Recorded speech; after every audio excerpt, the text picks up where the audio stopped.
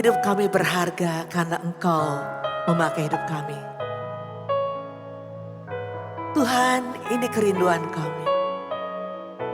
Biar setiap kehidupan kami, setiap apa yang kami buat, setiap apa yang kami katakan, setiap apapun yang terjadi dalam hidup kami, boleh menyenangkan hatimu. Menyenangkanmu sampai akhir hidup kami selama-lamanya.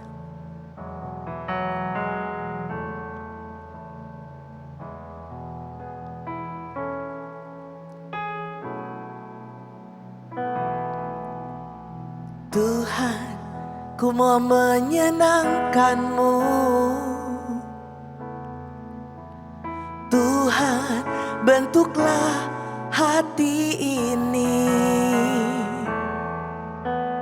jadi bejana untuk hormat-Mu. Cemerlang bagai emas murni. Tuhan, ku serahkan hatiku. Semua ku berikan padamu. Sucikan hingga tulus selalu, agar aku menyenangkan-Mu. Menyenangkan-Mu, senangkan-Mu, hanya itu kerinduanku. Menyenangkan-Mu, senangkan hatimu, hanya itu kerinduanku. Kami rindu menyenangkan-Mu Tuhan sepanjang hidup kami. Terima kasih Tuhan.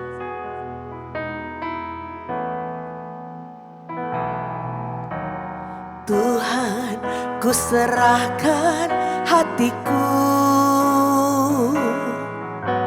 Semua ku berikan padamu.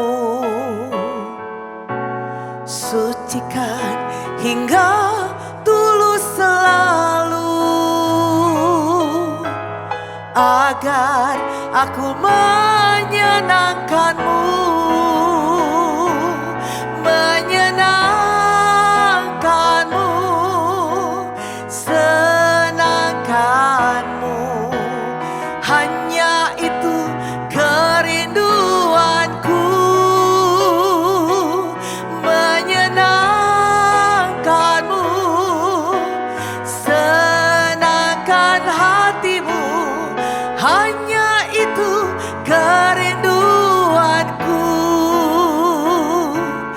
Menyenangkan-Mu, senangkan-Mu, hanya itu kerinduanku. Menyenangkan-Mu, senangkan hatimu, hanya itu kerinduanku. Hanya itu kerinduanku. Hanya itu kerinduanku.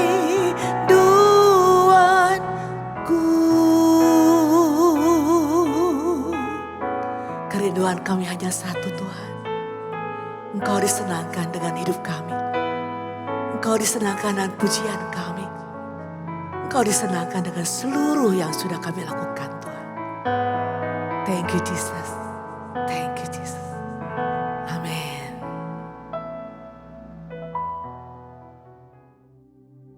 Salam Bapak Ibu Saudara-saudari yang dikasihi oleh Tuhan Yesus. Hari ini kita tiba di Ulangan pasal yang ke-9 ya. Di sini terdiri dari 29 ayat. Tapi kita mau baca dari beberapa ayatnya aja Kita akan baca dari ayat yang ke-13 sampai 15 dan kemudian kita akan bacakan satu lagi dari ayat yang ke-27 ya. Demikian firman Tuhan mulai ayat yang ke-13. Lagi Tuhan berfirman kepadaku, telah kulihat bangsa ini dan sesungguhnya mereka adalah bangsa yang tegar tengkuk.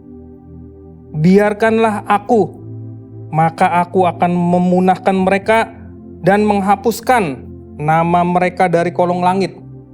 Tetapi daripadamu akan kubuat suatu bangsa yang lebih berkuasa dan lebih banyak daripada bangsa itu.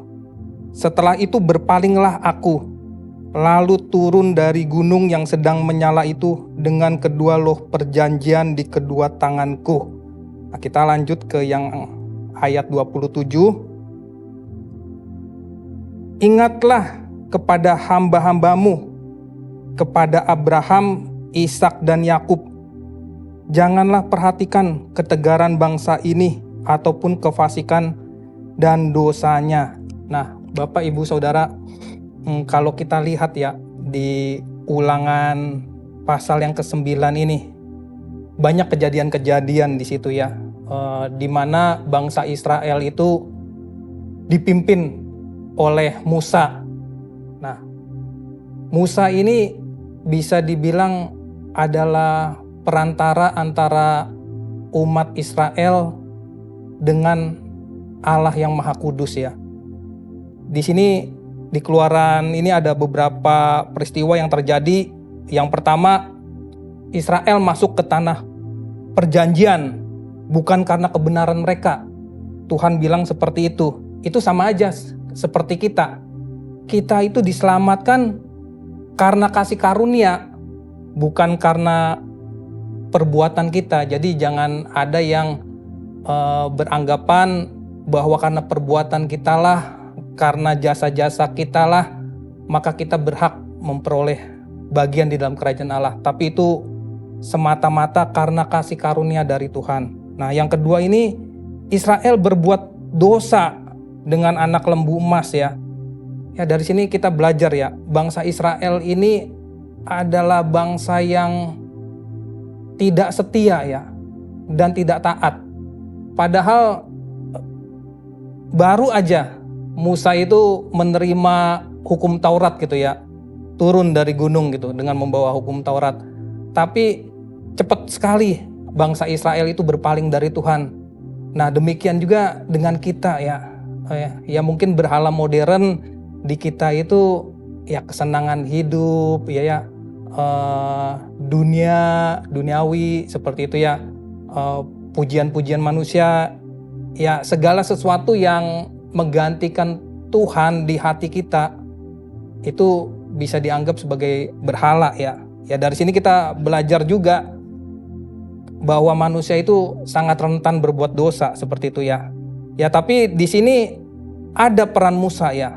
Musa ini bersyafaat gitu ya. Ya kan? Dia bersyafaat. Dari sini Tuhan bilang ya di ayat yang ke-14.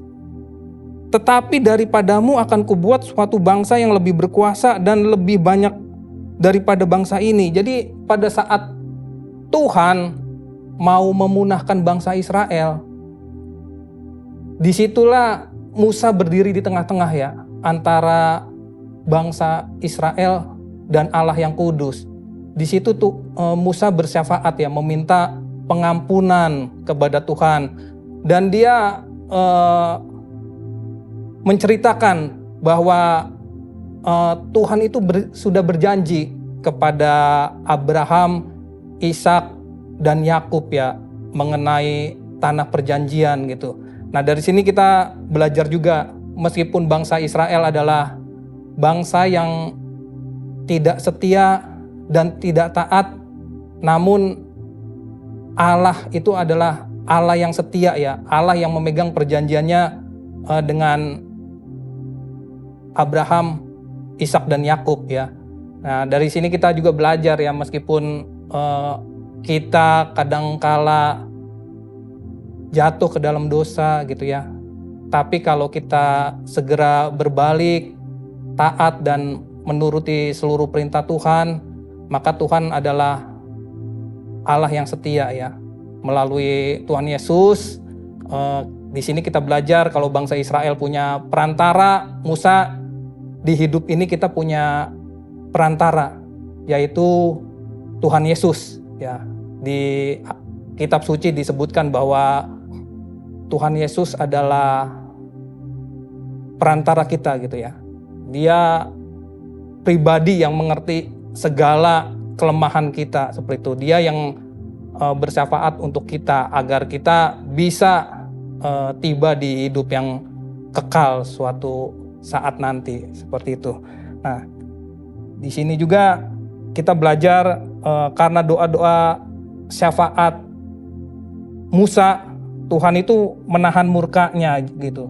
Jadi di sini kita belajar juga keselamatan karena belas kasihan Allah ya. Seperti yang di Yohanes 3 ayat 16, kasih Allah nyata itu melalui anaknya ya, melalui Yesus Kristus. Seperti itu.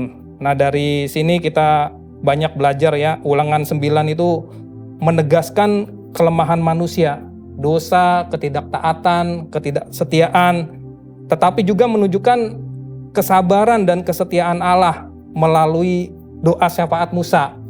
Pada zaman ini, ya Musa sudah digantikan oleh suatu pribadi yang sempurna, yaitu Tuhan Yesus Kristus yang tidak bercacat, tidak berdosa. Dialah yang akan menjadi perantara antara kita dan Bapa di surga, seperti itu. Ya, semua ini menunjuk kepada Kristus sebagai pengantara sejati yang membawa keselamatan sempurna. Nah, oke, saudara-saudara, dari perenungan ulangan 9 ini mari kita berdoa. Bapa kami yang di surga, kami bersyukur untuk firman-Mu hari ini ya Bapa. Engkau telah mengingatkan kami melalui ulangan pasal 9 bahwa kami seringkali seperti bangsa Israel, tegar tengkuk, mudah melupakan kebaikan-Mu dan jatuh dalam dosa. Namun Engkau tetap sabar, setia, dan tidak meninggalkan kami. Terima kasih melalui Yesus Kristus, Imam Besar yang sejati, kami memiliki pengantara yang hidup dan setia membela kami di hadapan-Mu. Ajari kami untuk hidup dalam kerendahan hati, tidak mengandalkan kekuatan sendiri, tetapi bergantung kepada anugerah-Mu. Tuhan, jadikan firman ini bukan hanya pengetahuan, tetapi kekuatan yang mengubah hidup kami. Biarlah kami keluar dari tempat ini dengan hati yang diperbaharui, hidup yang setia, dan iman yang teguh kepada-Mu.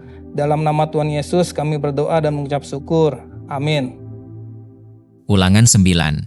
Orang Israel diperingatkan supaya jangan membanggakan jasanya.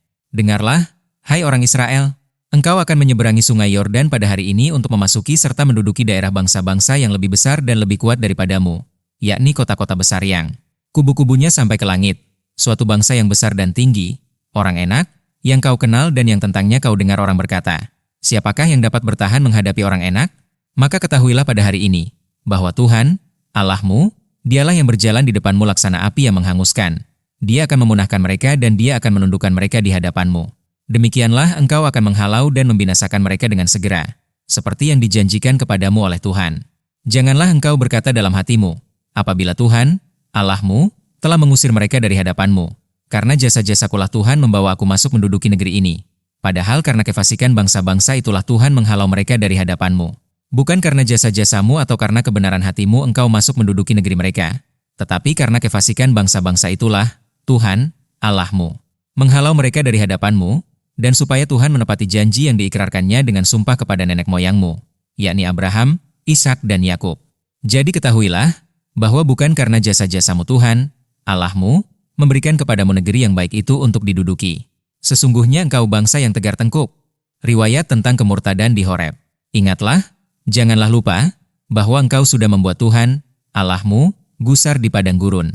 Sejak engkau keluar dari tanah Mesir sampai kamu tiba di tempat ini, kamu menentang Tuhan. Di Horeb kamu sudah membuat Tuhan gusar, bahkan Tuhan begitu murka kepadamu, hingga ia mau memunahkan kamu. Setelah aku mendaki gunung untuk menerima loh-loh batu, loh-loh perjanjian yang diikat Tuhan dengan kamu, maka aku tinggal 40 hari 40 malam lamanya di gunung itu. Roti tidak kumakan dan air tidak kuminum. Tuhan memberikan kepadaku kedua loh batu, yang ditulisi jari Allah, di mana ada segala firman yang diucapkan Tuhan kepadamu di gunung itu dari tengah-tengah api. pada hari perkumpulan. Sesudah lewat 40 hari 40 malam itu, maka Tuhan memberikan kepadaku kedua loh batu, loh-loh perjanjian itu. Lalu berfirmanlah Tuhan kepadaku, bangunlah, turunlah dengan segera dari sini, sebab bangsamu, yang kau bawa keluar dari Mesir, telah berlaku busuk. Mereka segera menyimpang dari jalan yang kuperintahkan kepada mereka. Mereka telah membuat patung tuangan.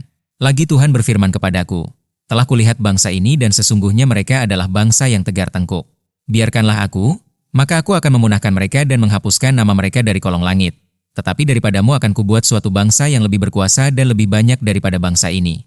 Setelah itu berpalinglah aku, lalu turun dari gunung yang sedang menyala itu dengan kedua loh perjanjian di kedua tanganku. Lalu aku menyaksikan bahwa sesungguhnya kamu telah berbuat dosa terhadap Tuhan, Allahmu, kamu telah membuat suatu anak lembu tuangan, kamu telah segera menyimpang dari jalan yang diperintahkan Tuhan kepadamu.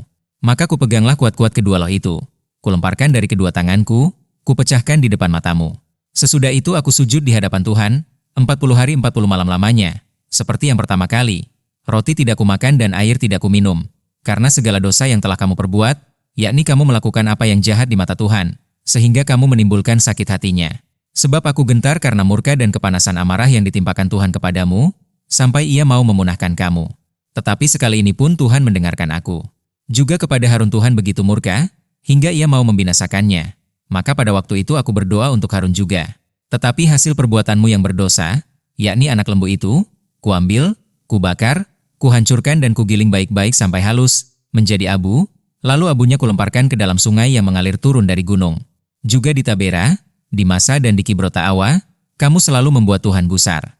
Dan ketika Tuhan menyuruh kamu pergi dari Kades Barnea dengan berfirman, majulah dan dudukilah negeri yang kuberikan kepadamu itu, maka kamu menentang titah Tuhan, Allahmu, kamu tidak percaya kepadanya dan tidak mendengarkan suaranya. Bahkan kamu menentang Tuhan, sejak aku mengenal kamu. Maka aku sujud di hadapan Tuhan. 40 hari 40 malam lamanya aku sujud, karena Tuhan telah berfirman akan memunahkan kamu, dan aku berdoa kepada Tuhan, kataku, ya, Tuhan Allah, janganlah musnahkan umat milikmu sendiri, yang kau tebus dengan kebesaranmu, dan yang kau bawa keluar dari Mesir dengan tangan yang kuat. Ingatlah kepada hamba-hambamu, kepada Abraham, Ishak dan Yakub. Janganlah perhatikan ketegaran bangsa ini ataupun kefasikannya dan dosanya, supaya negeri, dari mana engkau membawa kami keluar, jangan berkata, sebab Tuhan tidak dapat membawa mereka masuk ke negeri yang dijanjikannya kepada mereka, dan sebab bencinya kepada mereka, maka ia membawa mereka keluar untuk membunuh mereka di padang gurun. Bukankah mereka itu umat milikmu sendiri, yang kau bawa keluar dengan kekuatanmu yang besar dan dengan lenganmu yang teracung?